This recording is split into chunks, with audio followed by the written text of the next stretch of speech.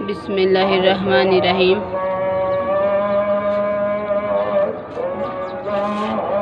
Page number 27, group theory.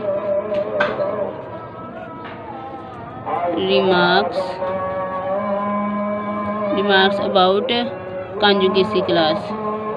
कंजुगेसी class number 1।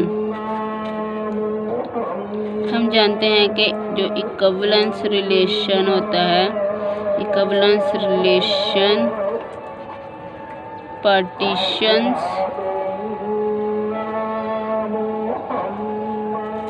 आ set, एक set को partition करता है। तो हमने लास्ट लेक्चर में प्रूव किया है as conjugacy relation is an equivalence relation।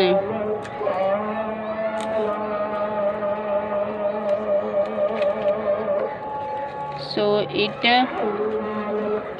partitions a group। तो ये ग्रुप को पार्टीशन कर देते हैं, ग्रुप की पार्टीशन कर देते हैं। तो ये ग्रुप की पार्टीशन कर देते हैं। रूल करते हैं।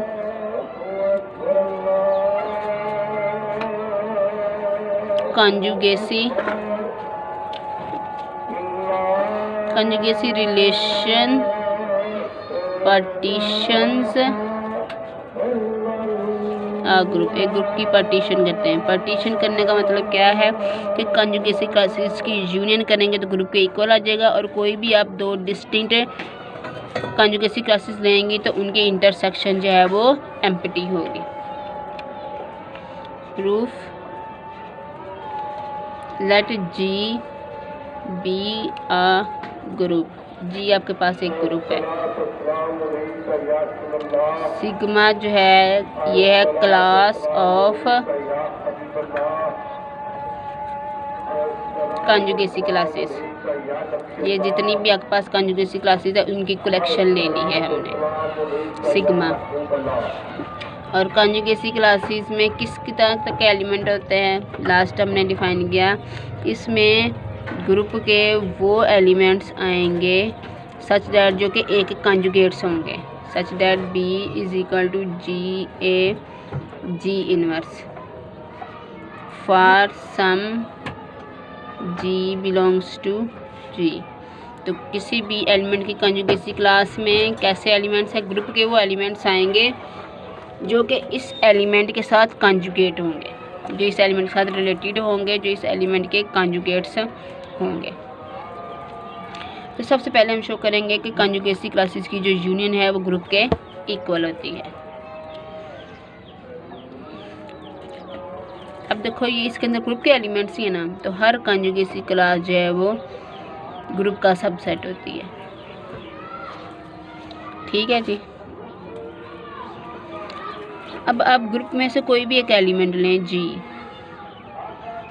हर एलिमेंट जो है वो अपना ही कंजुगेट होता है अगर आप उसका आइडेंटिटी के साथ कंजुगेट बनाएं तो। इसका मतलब है ए जो है ए का ही कंजुगेट है, ए का ही कंजुगेट है, तो ए किसको बिलोंग कर गया, ए की कंजुगेसी क्लास को बिलोंग कर गया, ए की कंजुगेसी क्लास को बिलोंग कर गया। अब ये ए आपने कहाँ से लिया था, जी में से लिया था, और आपने शो कर दिया सी ए में से। इस तरह जी का बारी बारी हर एलिमेंट जो है अपनी कंजुगेसी क्लास में होगा। तो इसका मतलब है कि जी जो है वो इन कंजुगेसी क्लासेस की यूनियन में कंटेन करता है, such that a belongs to G. तो जी का हर एलिमेंट अपने रिस्पेक्टिव कंजुगेसी क्लास के अंदर है, रिस्पेक्टिव कंजुगेसी क्लास में है। तो ग्रुप के जो सारे एलिमेंट्स हैं वो कंजुगेसी क्लासेस की यूनियन में चले गए, तो इसका मतलब ग्रुप जो है वो कंजुगेसी क्लासेस की यूनियन में चला गया। अब हर कंजुगेसी क्लास जो है चूँकि जी के अंदर कंटेन कर रही है, तो इन कंजुगेसी क्लासेस की जो यूनियन है वो भी जी में कंटेन करेगी। ठीक है जी। तो फ्रॉम 1 डैश and 2 जी जो है कंजुगेसी क्लासेस की यूनियन के इक्वल है। ये तो हमने कर दिया कि कंजुगेसी क्लासेस हैं इनकी यूनियन करें, यानी कि सिग्मा के अंदर जितने भी सबसेट्स हैं उनकी यूनियन लें तो जी सारा का सारा बन जाता है। नंबर 2 आपने क्या प्रूव करना है कि कोई भी दो distinct CA and CB are distinct conjugacy classes हैं, तो फिर आपने शो करना है कि इनकी इंटरसेक्शन जो है वो एम्प्टी होती है। ये आपने शो करना है। दो डिस्टिंक्ट कंजुगेसी क्लासेस लें तो उनकी इंटरसेक्शन एम्प्टी होती है।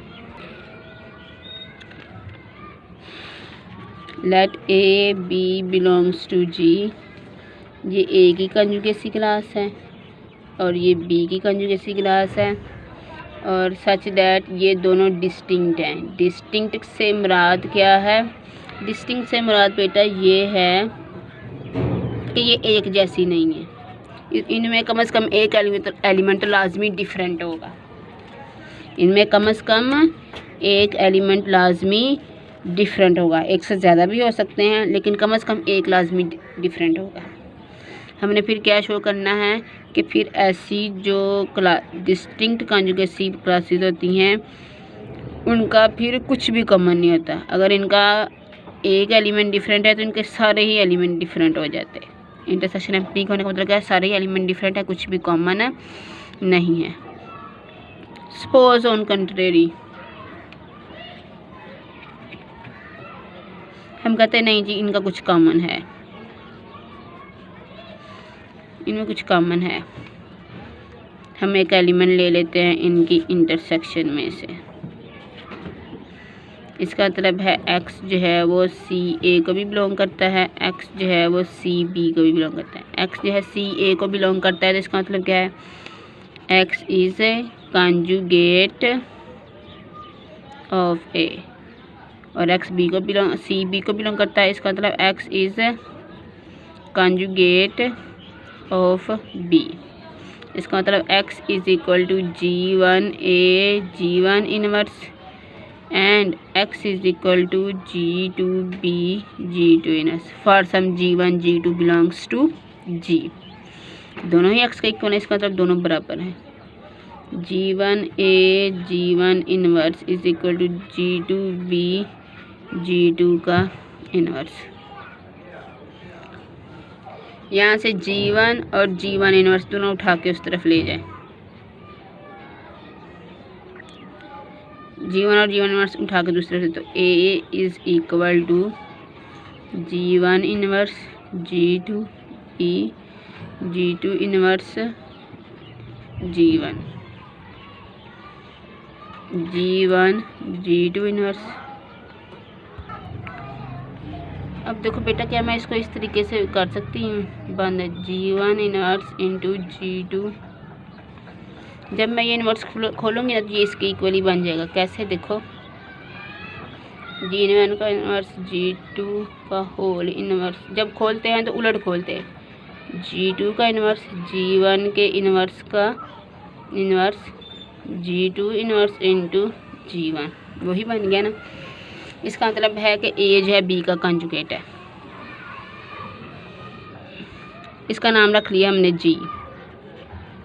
G1 इनवर्स इंटू G2 का नाम रख लिया G, तो A is equal to G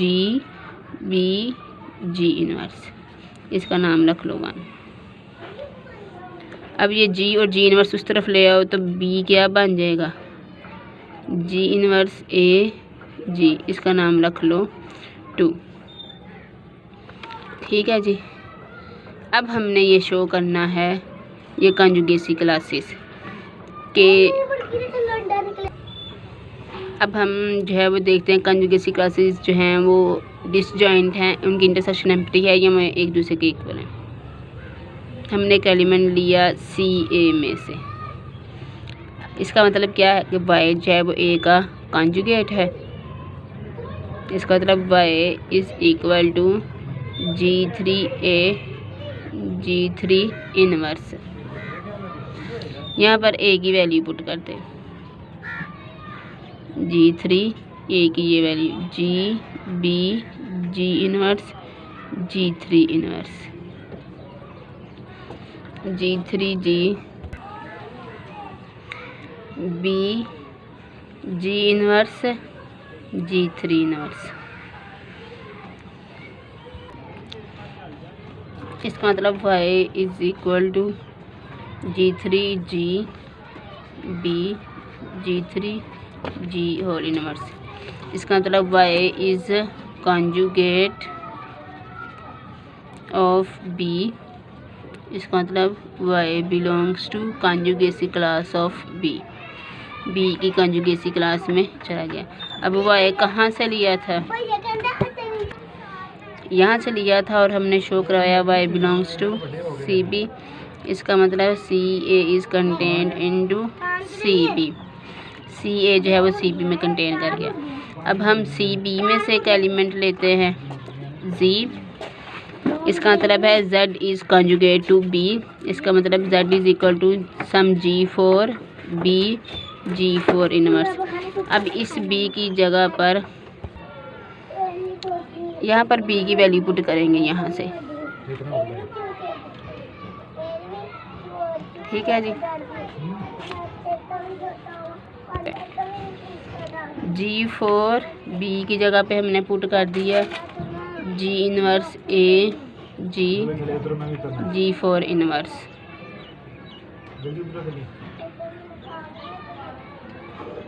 which is equal to G4 G inverse B A into G4 G inverse का इनवर्स।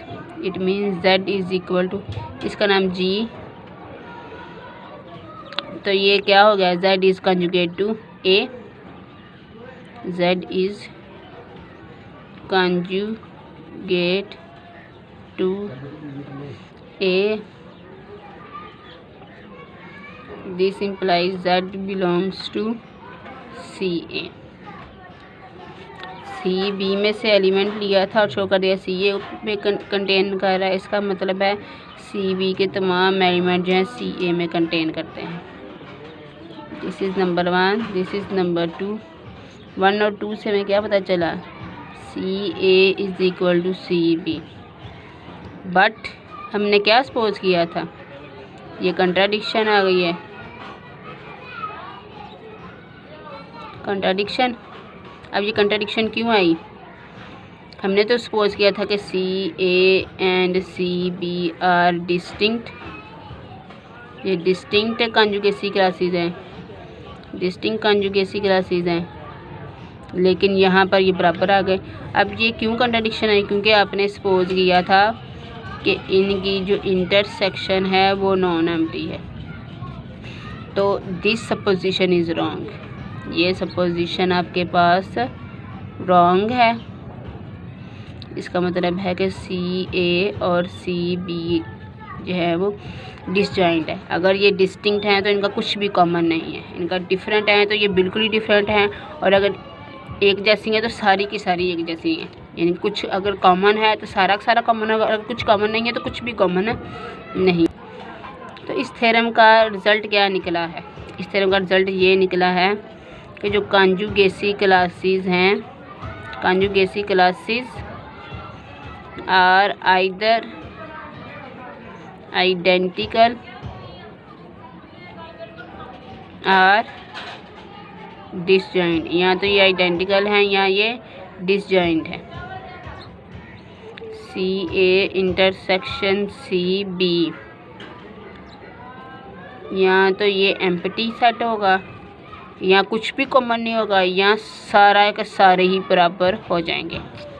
पार्टीशन करने वाले जो सेट्स होते हैं उनकी हमेशा ये प्रॉपर्टी होती है, या तो वो सारे के सारे सेम होते हैं या वो डिसजॉइंट होते हैं, उनका कुछ भी कॉमन नहीं। Number 3, self conjugate elements, self conjugate elements. Let G be a group and A belongs to G, then her element अपना तो कंजुगेट होता ही है, हम जानते हैं। हर एलिमेंट अपना तो कंजुगेट होता ही है। हर एलिमेंट अपना तो conjugate, a is conjugate to a. If no other element of G is conjugate to a, अगर ए के अलावा जी का कोई और एलिमेंट इसका कंजुगेट ना बने, then A is called self conjugate element. Then A is called self conjugate element. ऐसा एलिमेंट जिसका अपने अलावा कोई और कंजुगेट ना, अपने अलावा उसका कोई और एलिमेंट का कंजुगेट ना बने, ऐसा element self conjugate element, invariant या सेंट्रल एलिमेंट कहलाता है। ठीक है जी। Remark number 4, let G be a group and e is identity. G एक ग्रुप है और ई हमने उसमें से एक आइडेंटिटी ली है।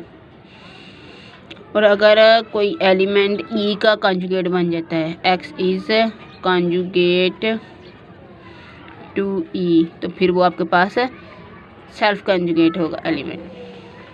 हम ई के देखने लगे कौन कौन कंजुगेट बनता है। एक्स है, ई के कंजुगेट्स एवेल्यूएट करने लगे हैं। अगर कोई एलिमेंट है जो कि ई का कंजुगेट है, तो इसका मतलब x is equal to some g into e into g inverse. इसी तरह से कंजुगेट बनता है ना, तो इसका मतलब है G inverse is equal to e. इसका मतलब x is equal to e. इसका मतलब है कि ई का बस ई ही कंजुगेट होता है।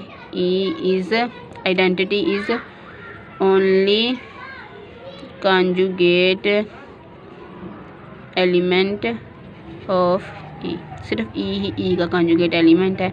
इसका मतलब आइडेंटिटी जो है वो सेल्फ कंजुगेट एलिमेंट है, क्योंकि हमने देखा आर्बिट्रेरी एलिमेंट देखा जो कि कंजुगेट बनाया और देखा कि वो आइडेंटिटी के इक्वली आ जाता है। इसका मतलब identity is self conjugate element. Remark number 5, in an abelian group every element is self conjugate. In an abelian group every element is self conjugate. Abelian group में हर एलिमेंट ही सब अपना जो है सेल्फ कंजुगेट होता है। जी के बिलियन है, तो इसका मतलब है कि सारे एलिमेंट कम्यूट करते हैं। A G is equal to ji a. इसका मतलब a is equal to ji a ji inverse. अब जी की ये फॉर ऑल जी है, जी के तमाम एलिमेंट के साथ ए की ये आप इस तरह से कंजुगेट बनाए तो हमेशा ए ही आंसर आएगा। तो हमेशा ए ही आंसर आएगा। तो इसका मतलब a is self conjugate.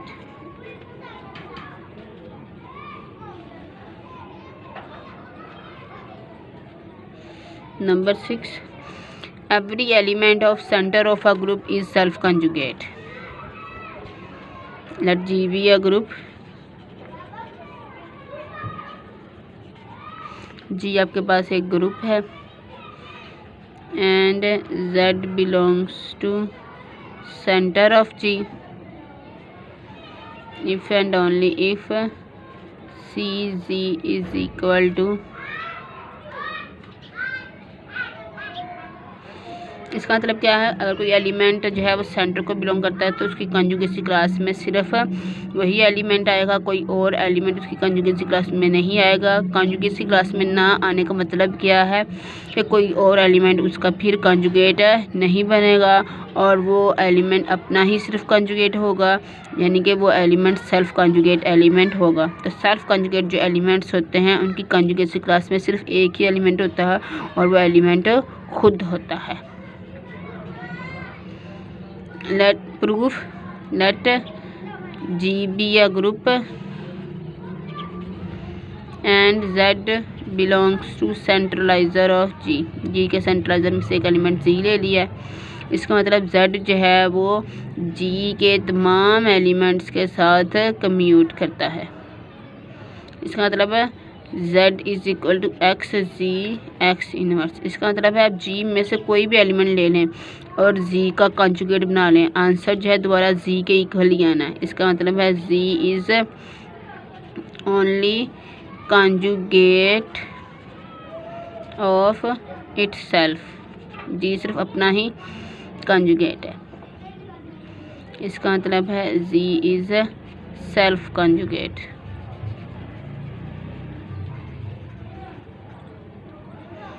Hence CZ is equal to उसकी कॉन्जुगेट क्लास में एक ही एलिमेंट आएगा। कन्वर्सली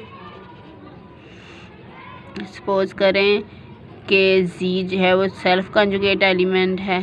सेल्फ कॉन्जुगेट एलिमेंट है, इसका मतलब है कि कोई और एलिमेंट उसका कॉन्जुगेट नहीं बन रहा, तो इसका मतलब है कि उसकी कॉन्जुगेट क्लास में सिर्फ एक ही एलिमेंट आएगा। तो फिर आपने शो क्या करना है, Z belongs to centre of G।